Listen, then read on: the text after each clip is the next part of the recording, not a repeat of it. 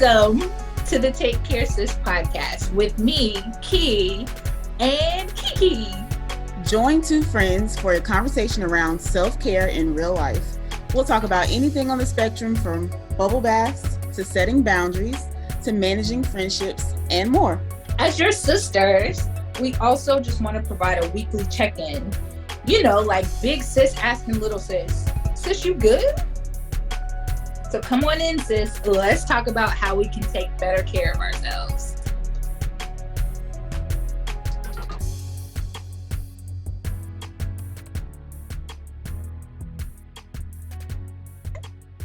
Hey, Key. What's up, KiKi? How are you, sis? Friend, I'm feeling so good after that first episode with Dr. Ebony. I'm good. I'm glad. Y'all have got to excuse me. Tonight is a coffee night. I'm glad. I really enjoyed the episode with Dr. Ebony, the first part. So I know that everybody's going to enjoy the second part. Yes. So friend, how was your week? It's been cool. You know, work is work. It's the first of the month, so for all of my fellow accountants, that means month-end stuff. That means it's busy. Yeah, I haven't done much this week. From last week, my self-care, part of my self-care. Y'all know last week I talked about a little bit, or maybe y'all heard it in the episode where I was like parting my hair to do it. Yes. Her hair cute, y'all. It's real cute. And I did it. So now I'm good for about 2 or 3 weeks. I'm good. Yeah, I love you people that do your own hair because y'all just be changing it up all the time. I get a style. I go to my loctician, get a style. If that thing don't last me about 4 of my 6 weeks, I'm angry. Angry, you hear me? It should last 6 weeks, maybe. Probably not 6 because the way I work out and stuff. But yeah, and I use this amazing. I'm gonna call it a co-wash because I forgot what they call it, but it's from Sunday to Sunday. And I know Follow the Lita is where, I don't know if it's her line, but I know she promotes it. But anyway, that's what I use. Probably about once a week since I sweat so much from working out. But and being out in this heat, y'all, it has been hot as hell in North Carolina this week. Yes, it is. The temperature literally says hell. Yeah. Yeah, that's what it says right there. Hell. But yeah, I learn something every time I do my hair. Every time I try a new style. This was not a new style, but a new way that I tried this style. So I learned a few things of like what not to do the next time. So I give myself a lot of grace when I do my own hair because I know it's not going to turn out like these people on YouTube be doing. But it turned out good enough for me where I don't have to do my hair. And guess what? If it look bad enough, I'm putting it up in a bun like it is now. It don't look bad right now, but I'm lazy and I don't want to do nothing else to it. Hey, listen, lazy hair girls unite because I'm right here. I've started the fan club. But the plus side to this style, you know how much this costs, girl? No. $8.99. I bought a value pack of hair and I sat here and did it myself. So that would have been me. I would have spent the $8.99. Yeah, but what you started your hair on Sunday, here it is Wednesday, I would have probably got through half my head, so I'd still be looking crazy. I told you the worst part is just parting it. After that, it's a breeze. I swear it's a breeze. Listen, and that first 6 months of COVID, yeah, by his grace, I had just gotten my hair done before we shut down. So that took me 6 weeks. But girl, by week 8, I was having the little mini fro under my locks. And yeah, by month 6, I almost had full on dreads because the fro and I just wore headbands all the time. That was bad. So then it was bad. And then I tried to retwist myself, and it took about 2 days because I don't have the arm stamina to be in my head. I don't have. Listen, we born these people as cheaters. So that was your accountability. My accountability this week, Dr. B gave me this idea of starting my day and ending my day with an intention, just having a few moments to yourself. And I promise you that has just put me in a much more positive space. Because I think I told y'all before, like, I have to work on my positive self-talk. And I've been trying to do that so much, y'all, lately. Like, I have my affirmations. I have one particular affirmation that I've been saying to myself for a little over a month now, but it's been so much more helpful. And I recognize that I don't get in nearly as many social media beasts. That is absolutely awesome. I was just so proud. However, today this woman was talking my head off at a work event, and it just leads me to believe that maybe I'm just not meant to work for anybody else, because I really want to walk away from her, but I couldn't because I was working. I was stuck. I'm sorry, friend. That sounds like torture. It was. Especially at a work event. She was telling me all the things she knew about marketing and what I should have did with this event. And I'm just looking at her like, I'm like, friend, I'm a project manager. I know what I'm doing. Right. I was overseeing the event. I won't even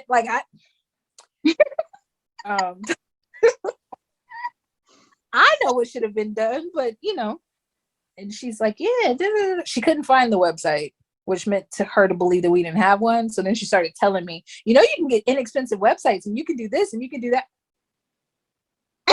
See, I would have nipped that right in the bud. Like, ma'am, did you see what website we have? Right. Yes, we have one already. But anyway, that was good for you, Fran. I'm glad that you started your day with intentions. That's a big step, actually. Yep. From starting your day with social media and all the other things that people do in the morning, which is very bad. Say what? I said I still do that, but I started with my intentions too. Listen, I have to have content, okay? I'm a content creator. So if I can't have my social media in the morning, when am I gonna get it? What am I gonna talk to the people about? What? I feel you, sis. I feel you. So anyway. All right, y'all. What is not what is trending for the culture? What are we talking about this week? What did you see that was trending that struck you, hit home, made you laugh, whatever? For the culture, sis, what you got? So this was a little bit of sad, kind of bittersweet, I would say, not sad. But and I was talking to you about this earlier, but the victims of is it Uvalde, Texas? Sure. You said sure? Mm-hmm. We're going to go with Uvalde. Okay. So there was a guy from Texas who actually customized all the kids' caskets for them. Oh, wow. So like he had Superman, Batman, anything that they liked, he customized their caskets for them and had it shipped to their respective funeral homes. I thought that was just one extraordinary. You really went out your way. It's expensive. Caskets are expensive. Put me in a box. Actually, I want to be cremated. Cremated, yeah. Just cremate me, friend. Spread my ashes along the beach. I don't even need one of them fancy containers. No, but I thought it was really sweet that he actually took the time to do that. Yeah. put a lot of thought into it and a lot of work. And I'm pretty sure the families appreciated that, because I know I would have.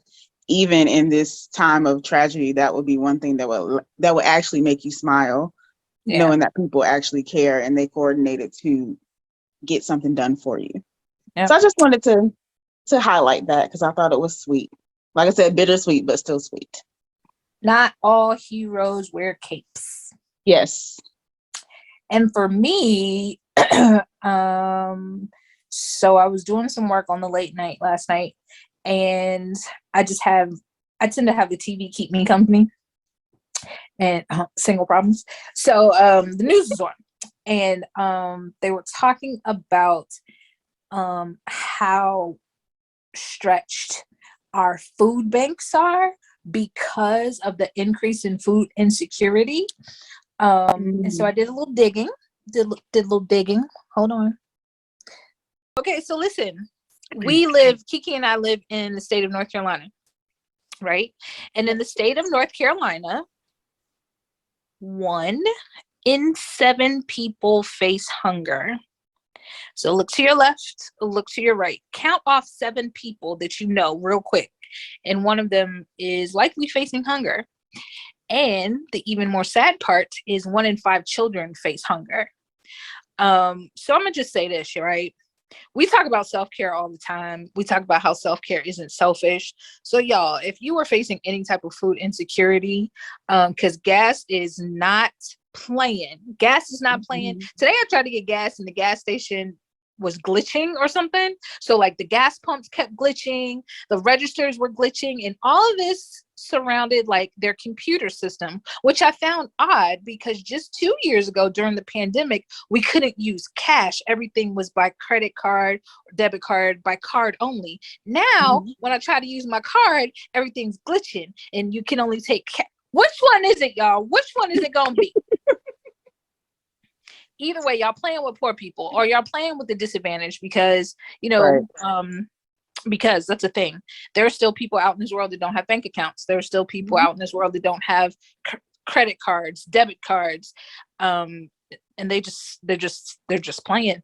So anyway, I say all that to say, y'all, please don't be prideful about this. If you are facing some type of food insecurity, we are going to leave this website in our notes, and so you can go to the website, you can put in your state, and they will tell you some sad facts about your state, but it'll also tell you where the nearest food bank is.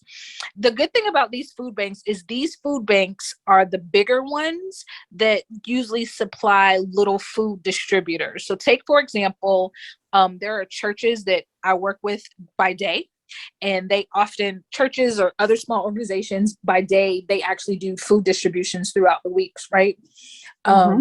Various events, various whatnots, but they all are supplied by these major food banks. So go to this website, find the major food banks, and then all you have to do is go to that food bank's website and you can see when they're going to supply the next distribution. So y'all, self-care isn't selfish, neither is feeding you and your family. So go get this help if you need it.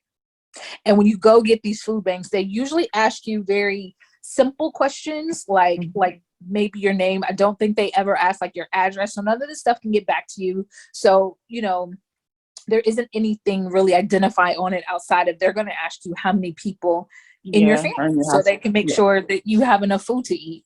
But, you know, it's not going to get back to any creditors, bosses, anyone.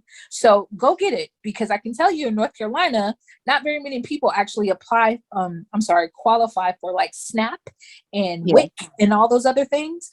WIC is only affiliated if you have an infant, and SNAP is the one that's for people that are low income. And when I mean low income, low income. And there's other stipulations. Like once upon a time when I had low income, I still didn't qualify because I didn't have kids.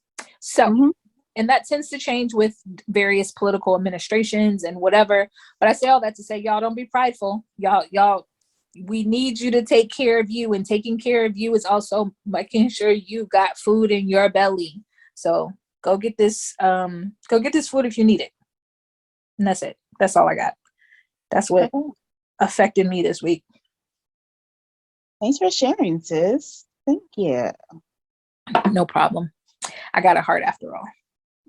You do. Somewhere in that chest, you got a heart. We know. Uh-huh.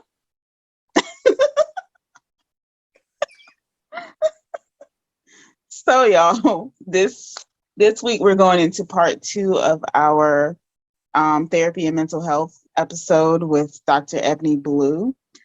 Last week, she talked about, how she got into therapy or why she got into therapy. She talked about she answered some of the questions that you all had. So she went into how to deal with change, how to deal with trauma. This week, she's going to answer a few more questions. So we're going to get into, the cost of therapy, how to pick your therapist, how to break up with your therapist, things like this. So we hope that y'all will enjoy the second part of this episode. Right, Key? Right. Word. And come with your pen and paper so you can write down these gems because you're going to need it. Mm-hmm. Word. All right. Our next question is, how do you best take care of yourself or take care of your mental health while traveling? So, when we talk about uncertainty and change, COVID has been profoundly evolutionary for all of us. But I love the fact that telehealth and remote therapy is utilized. So take your therapist with you. Still have your sessions that can be built in as a part of your, your trip, your travel. Whatever coping skills or tool sets you've been given through therapy. So if not through therapy, then just an awareness, right? If you're accustomed to journaling in order to process your thoughts, then make sure you keep your journal and your pen handy. If you've learned the skill of mindfulness and meditation, making sure that you're using that as frequently as possible. I think mindfulness is going to be one of the best ways to preserve your mental health while traveling so that you can be present in that moment. I say this quite often in my personal life as well as in session. Every sunset and every sunrise is a once in a lifetime. You will never see that sunrise on that day in that same way ever again. So if you're in the practice of being mindful, if you're in tune with the self, if you're using your coping skills and strategies, whether you Googled them or you got them from a professional one-on-one that tailored them for your experience, take that with you on the vacation. And if anything, just a nugget is always set intentions. What is the intention for the travel? Is the intention for my travel my mental health? Is it work? Is it to recharge? Am I getting, one of the several different kinds of rest for myself? So that's what I would suggest as far as traveling and maintaining, because it's nomadic, right? Living out of a suitcase, displaced from maybe things that are comfortable. It might be a good space to use aromatherapy. So if you have a diffuser, they have lots of USB or battery powered ones. So you can aromatherapy your environment so that you have sensual experiences while you're traveling that keep you grounded. There's just so many. So any way you want it, baby, you can have it. Just make sure you're intentional about it. I love that. Right. Like my trip to Austin was intentionally to relax and chill the hell out. Yeah. But now we and y'all know I'm fit to have my journal. So there's not very many places that I've ever traveled to where I didn't have my journal. And when I don't have my journal, I have my phone, my little notes app. So yes, always. That's me. All right. So one thing I used to hear, and sometimes still hear, when you're talking to the people, the people of color, one of their apprehensions about therapy is always like, I don't want nobody up in my business. How confidential is therapy?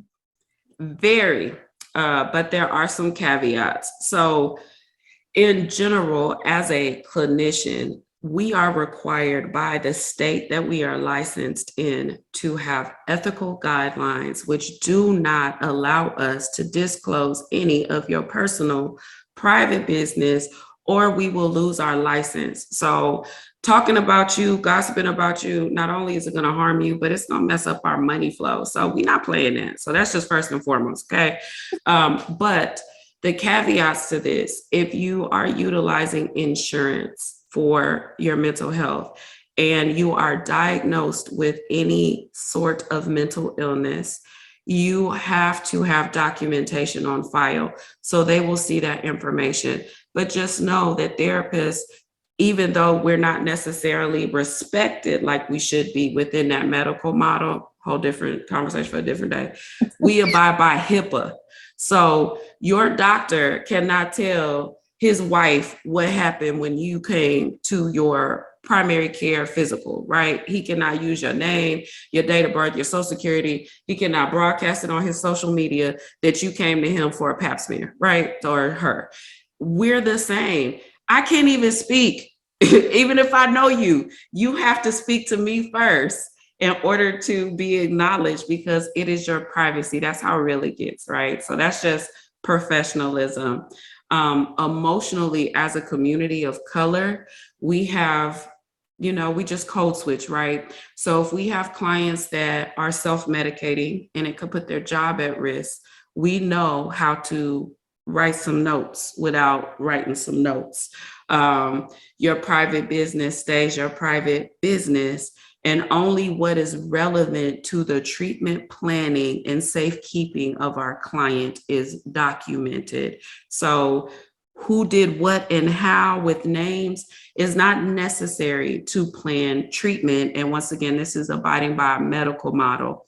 But say, for instance, you come for a more personal reason, like a breakup, nobody is going to talk about what your boo did to you or have a conversation about the cheating or a divorce or anything. Like, that's your business. So it is very confidential.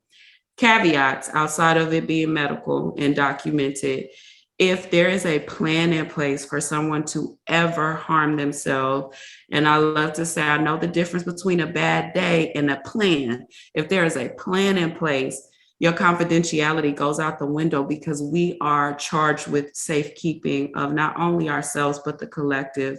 So we take threats of suicide very seriously.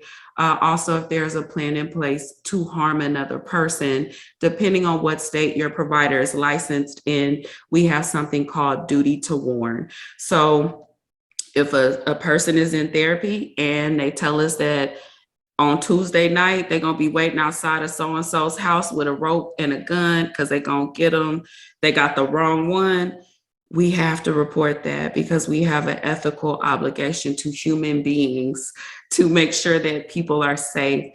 And if there is current abuse of a child or an elderly person, these are considered at-risk populations that are defenseless. We are ethically bound. So if someone comes to therapy for trauma and it happened to them in their childhood, we are not going to blow up your whole family and go get that uncle or that aunt because you've shared something that you wanted to process and relief. But we are just responsible, right, as a community to make sure that people are not harming themselves and others. So there are some boundaries to how confidential we keep things, and we definitely know the difference. And if there's ever any hesitation or worry, people laugh at me because I say I'm the Little Wayne of counseling. I don't write notes when I'm talking to my clients. I talk to them because I'm auditory, right? I'm multimodal, but I need to hear you and I'm engaging in the conversation. And then afterwards, I'll do my administrative stuff. So if you are in a session and you're like, well, what you writing? Ask. That notepad is there, but that's your session. Ask about confidentiality. Ask if you are uncomfortable so that you can understand what that boundary looks like with you and the provider who is your equal. It's a partnership. It's not a subordinate. Even though they're the resident expert in emotional health, it is an eye-to-eye experience that is personalized for you. So think of not a friendship, but the confines of it. If you don't feel safe, or if you feel like there's some dishonesty going on, you're going to confront that if you feel comfortable. And whoever is listening, if you don't feel comfortable enough to confront it, that is not the therapist for you. Right. If you cannot speak your truth, it's time to move around, because that is a space where you are absolutely allowed to be vocal about feeling safe and expressing yourself. Okay. So just so I got this correctly, right? Mm-hmm. If I come talk to you, you ain't finna tell your friends that James is cheating on me, but you will tell the police if James is then gonna come for my baby daddy? No, because that's hearsay. So if you brought James into session and he told me, I hate her baby daddy, and it's on site on Thursday, every night he's out in front of my house, I got something for him, I'll pop in trunk. On Thursday, if I can discern from other key contextual things that he's saying that Thursday night is really finna be a problem, as well as you expressing your fear and concern for your child's father, right? I'm calling, right? But here's I guess, insider information. When we call for some sort of intervention, especially in the community of color, because we're calling the police, we are calling a non-violent police unit for a wellness check. And this is something that people in the community can do. So if you get online, use your phone, whatever, you can find out your local police department's non-violent service unit. Specifically when we have clients who have mental health issues, they send out someone who is a qualified professional that works with that crisis intervention unit. So it's not, hopefully, the police that we've seen sensationalized in the news that are doing these brutal, just horrific things to our community. This is going to be a qualified, trained professional that's going to come and help intercede when someone is suffering from mental illness, right? If it's something domestic with a wellness check, they may send more than one unit. And of course, they are armed, but they are coming with the specific intention of making sure that someone is well. They are not coming to arrest you. Now, if they pull up and you got a warrant, that ain't on me. Right. Okay, right? Like, I didn't do that. You did that. You know, you need to pay them tickets. But if you need help, we are there to help, not to harm. And for us, we also tell you, hey, we got to make that call. What's y'all doing? And we're going to do our best to try to intercede before it happens. So back to your initial question, without those extra tidbits, if there is a actual plan in place that is coming directly from the person with the intention, and we are of the ethical mindset that someone is at risk or harm, we have an ethical liability to take action. The consequences of that action, we're not responsible for. We're just making sure, as professionals in the medical profession, we have a Hippocratic oath as well to do no harm. Okay. And one more clarifying question. Mm-hmm. My friend comes to see her therapist or you, and she's dealing with abuse in her family, right? Now, if she speaks on abuse that she received as a child, you're not going to intervene there. However, if she speaks on abuse being done to her child currently, you intervene there. Yes, I have to. And a lot of states, teachers and school counselors, all of us have to abide by that, right? So if she's gone through childhood trauma and we're talking about it, we are not legally going to pursue that person in any way, shape, or form for their actions. We may have a therapy session about how she can, okay? But as far as the experience, we're not there for that. We're there to release that trauma from you. We're here to take that disease out of your body so it doesn't become disease later on, right? And if there is current trauma happening to her child and she is aware of the type of trauma and she is concerned and there's a safety liability, we do have to report that. Gotcha. Thank you. Very welcome. Those are wonderful questions.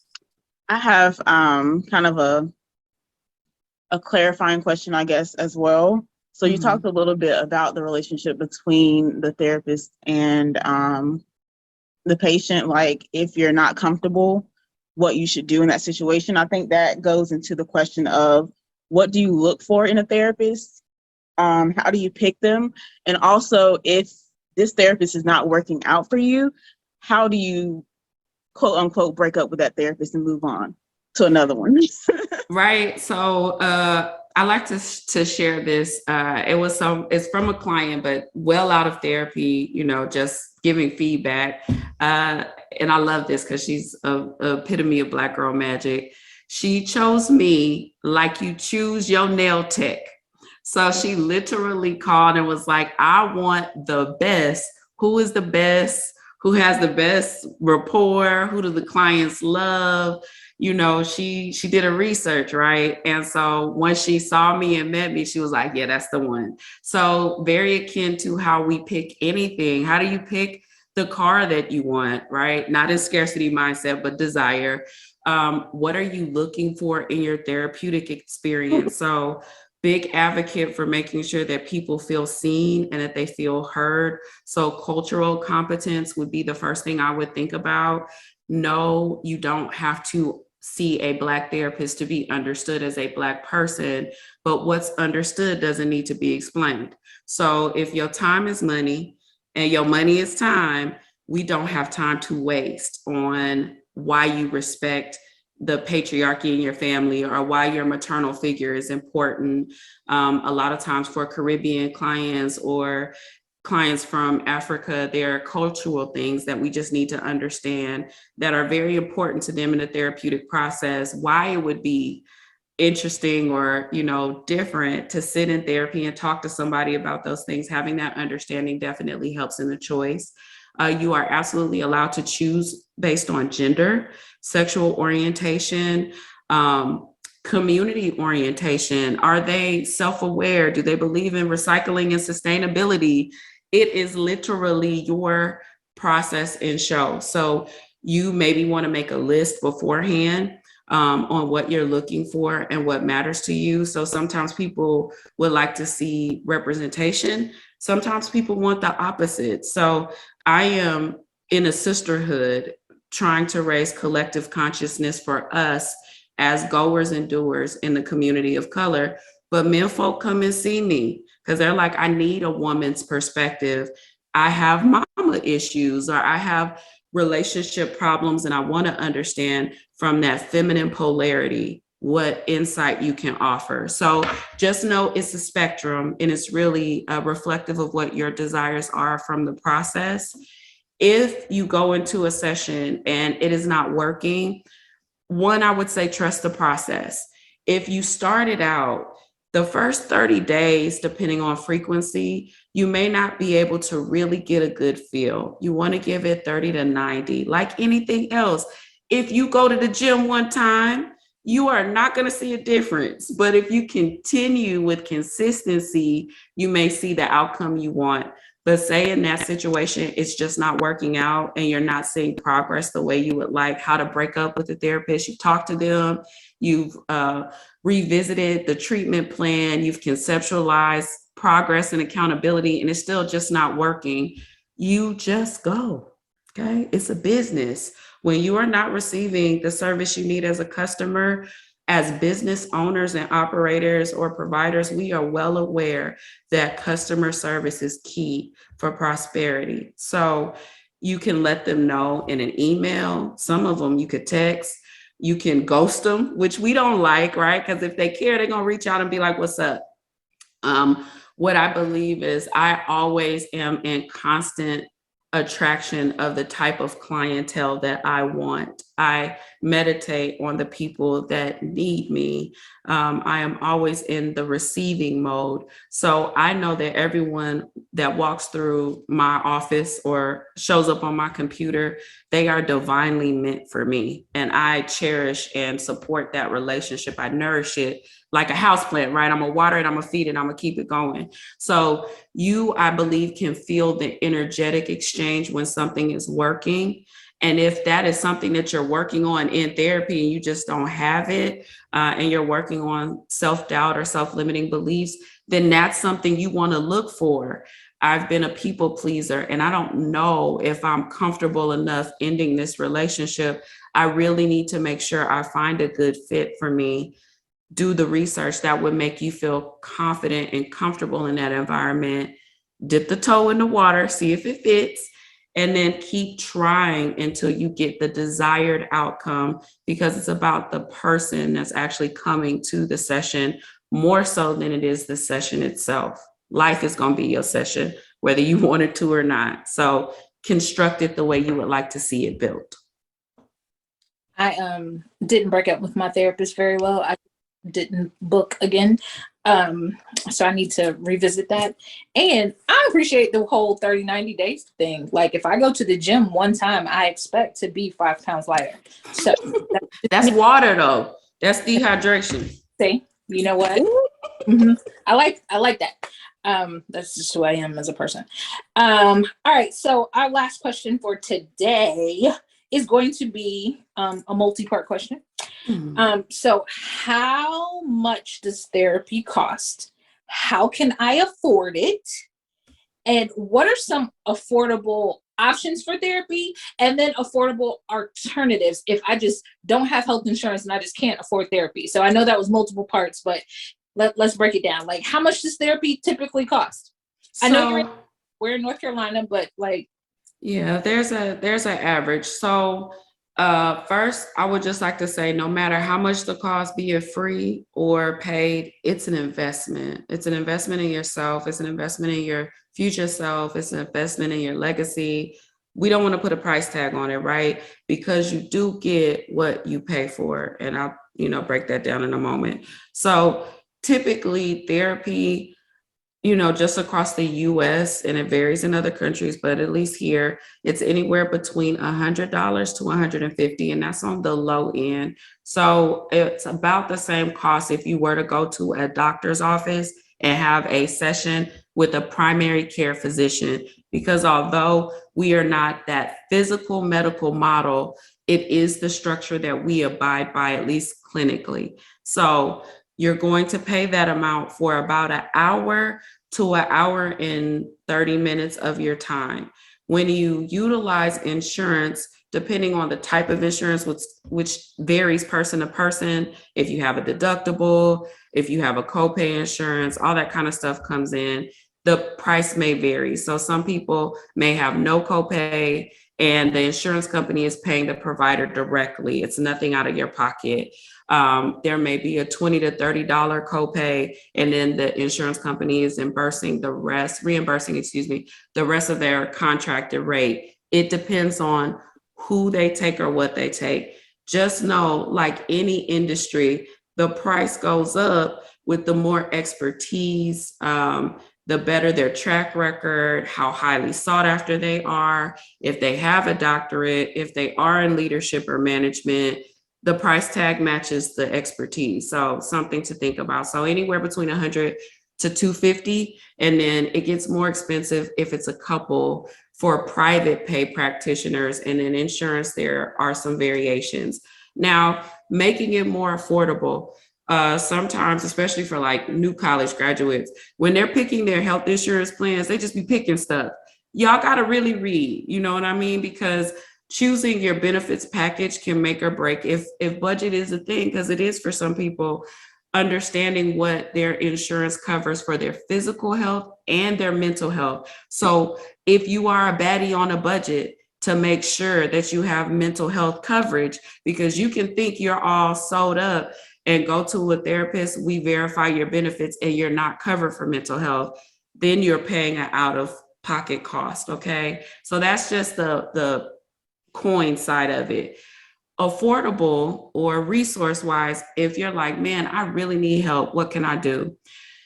Each insurance company or employer, depending on how it's set up or structured within their business, typically has something called an employee assistance program. And if you're unsure if you have it on your insurance card, flip it over. There's a 1-800 number, call it. They will let you know, or your employee may be in a handbook or some type of orientation packet deep in the desk somewhere. Okay. Typically you call and they will give you a code that you now have that's like a VIP card. Okay. You call whatever provider you would like, let them know you've been approved, provide them the code and how many sessions. Now, with saying sessions, it's sessions per issue. So say I'm coming to therapy for stress management. That's going to be one issue, how to manage my stress. While managing my stress, I decide I have an attention deficit issue. So now I want to talk about ADD or ADHD, or I want to know about neurodivergence because I'm not performing as well as I should on my job. So that's a secondary issue. So now I got my however many sessions for this first thing, and I've gotten however many sessions for the second thing. And now I'm trying to figure out if this is my season to change jobs. Now, are we going to tell the EAP people I'm looking for a different job? No. I'm going to tell them I'm experiencing some instability and life changes, and I would like to speak to a qualified mental health professional, because the EAP people aren't always, once again, it depends on the structure. They're not the therapist. The therapist is a therapist. So we honor our roles, we stay in our lane. You're just letting them know, I got a different issue, I need more sessions. So that's going to be beneficial, once again, in the confines of an insurance dynamic or an employee dynamic.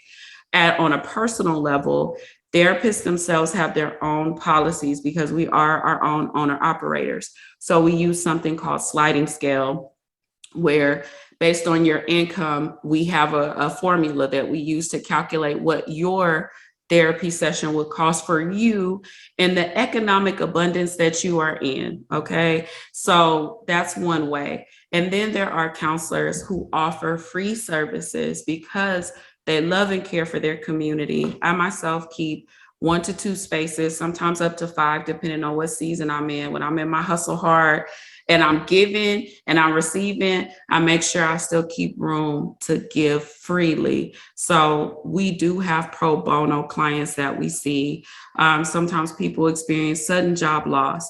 And if you're in the middle of your therapeutic process and you lose your job, your therapist cannot just terminate you. So you know how you ghosted your provider and didn't book? We can't do you like that. Okay. What we have to do is have a session, and we have to help you, because that is literally what we are charged to do. We have to help you find someone who can help you, be it through state resources, governmental resources, grant funded resources, or a referral program to someone who is more affordable. So we have insurance, we have private pay, we have employment resources, and then we also have good-hearted individuals that are catalysts for change in the community that you can seek out to see if they can give you what you need. If therapy feels like a Black girl luxury, it definitely is. Put me right up there next to the Louis bag, baby, because we out here, right? So it costs, but it's one of the most beautiful experiences you can ever pay for. And it's going to last you, hopefully, in this life and the next. So I hope that answers and gives clarity for some people. It really does vary based on state and provider, though. So ask those questions if it's not already listed on their website. So thank you for that. One of the questions specifically, though, was like, what alternatives to therapy if they can't afford it? So do you suggest like support groups, or like how do you go about finding those? Yes. So elder millennial talking, we're just in a different day and age now, right? So social media is good. A hashtag will take you a long, long, long way. So free therapy isn't necessarily the substitute for a tailored process, but we just want you to start, show up for yourself, and just know that you are designed to win. So the rest is going to materialize for you by taking that first step in the process. So support groups are definitely a great way if you're comfortable, right? Because now you're in a collective setting and you're exposed to some things that maybe you didn't want. You want that one-on-one. I would look at what state or government resources are available and then reaching out to a provider. So maybe that particular provider cannot provide service because they're booked or they're self-pay only, whatever the restrictions are, but they can refer you to someone who has pro bono availability or free resources or grants and things like that. So step one would be to try and see what's available through group or free resources online through searches on various platforms, or to actually reach out to a clinician and see what resources they can personally refer you to that could be helpful. And she mentioned it, but I'm going to re-emphasize that sliding scale will save lives, literally. It sure will. KiKi, did you have anything else you want to ask Dr. Blue? No. Okay. I want to go back to one thing that we were talking about. I live in a military community, and mental health is a thing because we were in a 20-year war. And especially if you were on the front side of that war, I'll say the first 18 years, if you were in the war, you saw some things, right? You saw some things, you dealt with some things, so on and so forth. But a lot of people engaged in that, because I'll even say contractors as well. So a lot of people that went, we use the term downrange. So if you went overseas and engaged in any aspect of the war, whether it was be as a support or you were a physical soldier or whatever, I forgot what Navy people and them call themselves, but if you were involved in the war, in a fighting kind of stance, or maybe just supported somehow, you might want to see a therapist. And I had someone tell me that they really were hesitant about going to therapy because they didn't feel right, but they were concerned that this was going to affect their military career because, needing to be on medication or having to take the time off to go to therapy and whatever, that's a negative reflection of their job. So how does one like that best handle that? So time. You create time, right? And if it's a negative reflection of your job to take time to take care of yourself, that's an issue in and of itself. And it doesn't necessarily serve you. So you're going to need someone who's going to be adaptable to when you can sneaky like your therapist if you have to. As far as documentation, I think, if it comes to a diagnosis and the need for medication, that is a very personal conversation that someone will want to have, like a really one-on-one in-depth rapport with a provider to be very clear about what's needed, because medication treats symptoms. It is not a cure. So if you are looking for more homeopathic ways or organic ways to manage things that are needed for health, that's a conversation to have with a qualified professional who can guide you and at least give you directional support, if not really take you through a process through herbal remedies or supplements, yoga, somatic stress relief, things like that. In a general sense, if we're dealing specifically with people who have been exposed to war, death, trauma, right, on a consistent basis, we cannot expect you to unsee anything you have seen or experienced. That's just ludicrous, right? You're a conscious being. But I can say, be it a soldier or a Black person, that most of us, the 1 in 4, baby, 1 in 4 Americans are suffering from a mental illness at any given time. There are over 7 billion people who are suffering from mental illness. So, it's one of those look to your left, look to your right moments. You need support. And if you are dealing with any type of trauma or post-trauma, you are living in a survival state that can change your neurochemistry. So we are not meant to always be in fight or flight, which is what happens to someone who serves and needs to be vigilant. But the way that we retain trauma in our body shows up in a vigilance now in a civilian lifestyle that no longer serves you. So not only are you dealing with a neurochemistry issue, you're also creating self-limiting beliefs based on how that's showing up in your environment. And it's not your true authentic self, it's a trauma response. So outside of just making time for it, being intentional about what type of treatment you want, it's an understanding that we are reprogramming you. Especially for me, I'm a cognitive behavioral therapist. So I want to change your thoughts. I want to change your behaviors, and I want to teach you techniques so that you can change your neurochemistry, because depression isn't just a feeling. Our physical or emotional body can only communicate through feelings, like our physical body communicates through our mouth. So depression isn't just a feeling, it's an actual chemical imbalance that just praying and stuff will not change, right? We have to do some actual things to recalibrate that. Medication will help you do it quicker and it'll help supplement, but it will not change until we actually reconstruct how you're thinking if you're in fight or flight, if you're constantly running on adrenaline, if you're not producing some of those happy chemicals that allow you to think clearly or more grounded, right? So there are some things that have to be tweaked. So it's a holistic process that we don't want to just minimize, right? And we don't want to take for granted. You are okay, right? You were born divine and perfect. You didn't come out the womb and be like, I'm not baby enough. I'm not cute enough. You know, you just came out as a being that knew, now I exist. So the goal is to get your conscious thoughts and your wellness back into that space, and then help you get to a balance and a lifestyle that really does suit you, where you feel safe and you're not internalizing your trauma. Ooh. I like that. Baby enough. I'm gonna probably use that in a sentence this week. Just please do. You can use nature too. A tree never asks if it has enough leaves.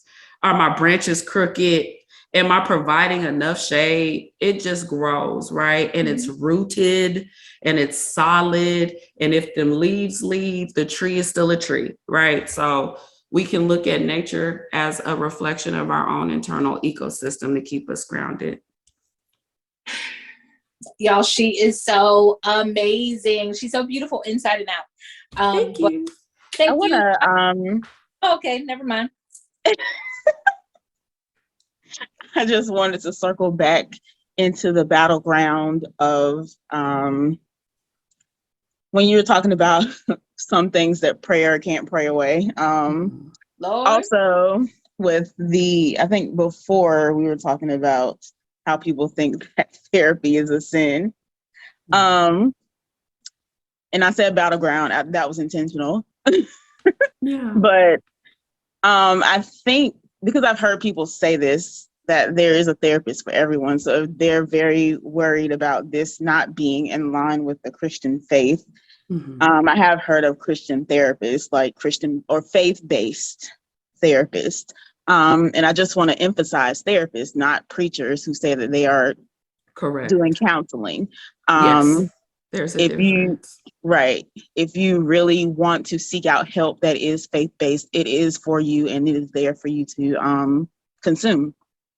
Yes. I just want to throw that out there, because I know a lot of people say that, and a lot of people are worried about, my faith isn't strong enough.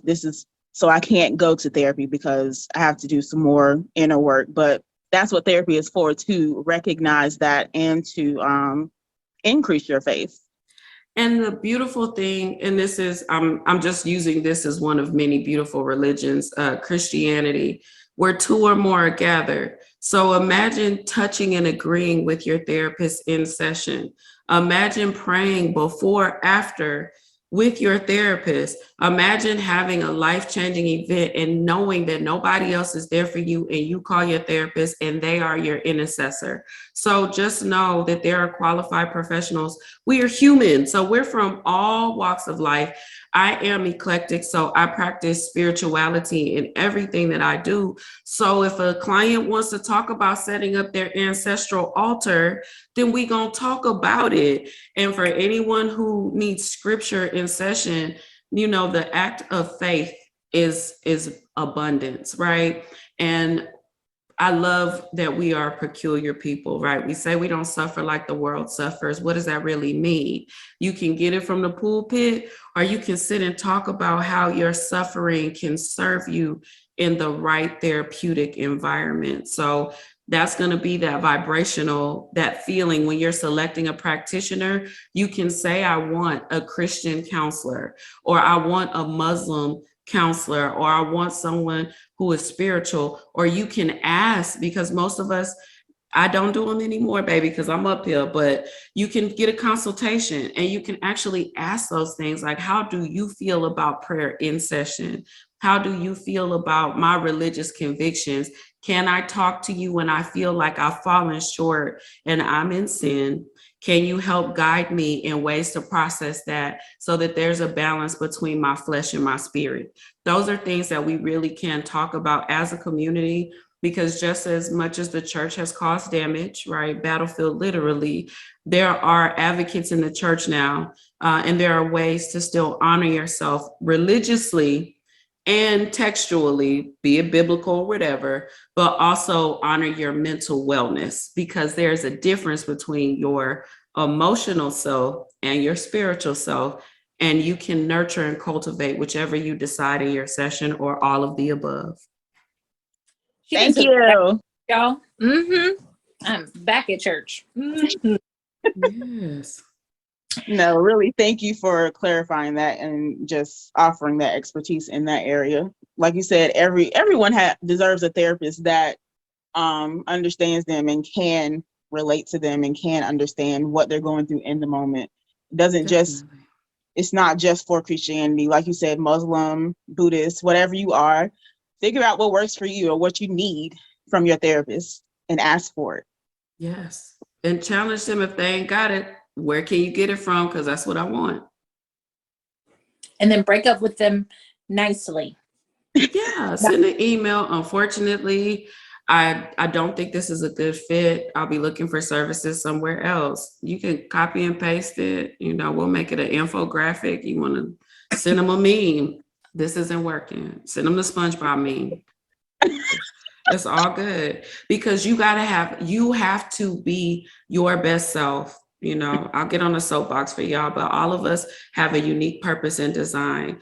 And anyone who is not living to their fullest best self is not only cheating them in their life experience, but the rest of the world who is waiting on you. It's not just Riri and Beyonce that's starlets. We're all here to make an impact. So get it how you need it from whoever, wherever, and make sure it's the best service that your heart desires. And I'm about to tape, so no, I'm just kidding. No anything on wax. Anyway, y'all, this has been super dope and super special. And we're gonna ask and put Dr. B on the spot, but June is Men's Mental Health Awareness Month. So can we ask you to come back, Dr. B? Yes. And actually, when you guys mentioned it to me, I have a men's relationship coach in my practice, Coach Mike, and he a fool. Yeah, so I could definitely bring him with me. He can come and show up and show out to give us a wise man's perspective, okay? Because he speaks man, but he's a older man, so he can give hindsight wisdom and sow seeds into our young brothers out here. Listen, this gonna be y'all. Listen, we might have come up. We finna help y'all come up, because we all need this. We finna help y'all come up, but we want to thank you, Dr. B, for being here today and giving us wisdom today. And remember, this is Dr. Ebony Blue of Texas. She is licensed in Texas. That's why I mention it. She does do the telehealth and the whatever you call them, where she'll do it from a distance. Mm-hmm. But remember, she in Texas. Texas prices, Texas rules. But Dr. B, you had mentioned that you do a lot of other things, being an entrepreneur and whatnot. What is it? Bless the people. What else you be doing? Oh my God, if I told y'all would think I was crazy. I'm a serial entrepreneur. So I have stock investments. I make jewelry. I sell body butter, baby. We are out here. Personalized journals and notebooks. Anything therapeutic you wanted, we got it. I make sage bundles, essential oils. We're out here being healers eclectically. So every single thing that I do, if it's a passion or a hobby, I capitalize on it, because I am creating generational wealth. It's not just for me. It's not even for this generation that's come from my seeds.